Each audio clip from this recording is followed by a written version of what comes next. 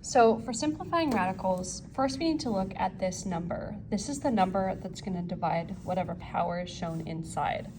So for example, this one, it would mean that 5 is here, the 3 is here, and 5 is really important because 5 is bigger than 3. So if we ever have a case like this with a variable that has an exponent larger than the index, then we want to break this 5 down into numbers that divide by 3 and the leftovers.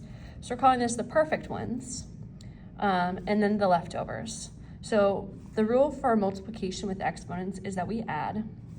So 3 plus 2 is 5. So these perfect ones, the intention is that you will cross these both out if they divide, and we're doing 3 divided by 3, which is 1. And then this is that leftover part, exactly the same as before. So here's another example.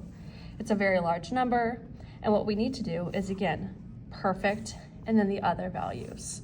So when we broke this down, you can see that we found powers of 4. So we did 1, 2, 3, 4 threes. Even though there was a 5th, we don't use that one in the perfect.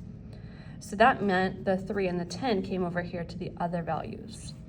These two canceled out, and so the answer is 3, which came out of here, and then 4th root of 30. Here's another example, negative 250, x to the 6th, y to the 20, z to the 12. This time the index is 3. What's important is that the negative sign is going to have an exponent of 3. 250, we did our work over here, that's 25 times 10, and you can see there are 3 5s and a 2.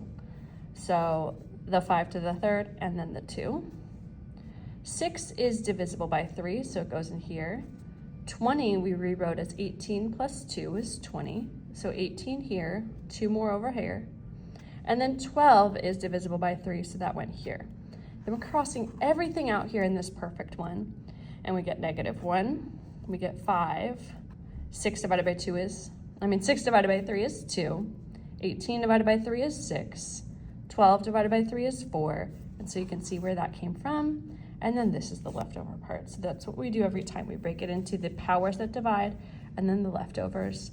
We cross these out and simplify with division by the index. And this part is part of the answer.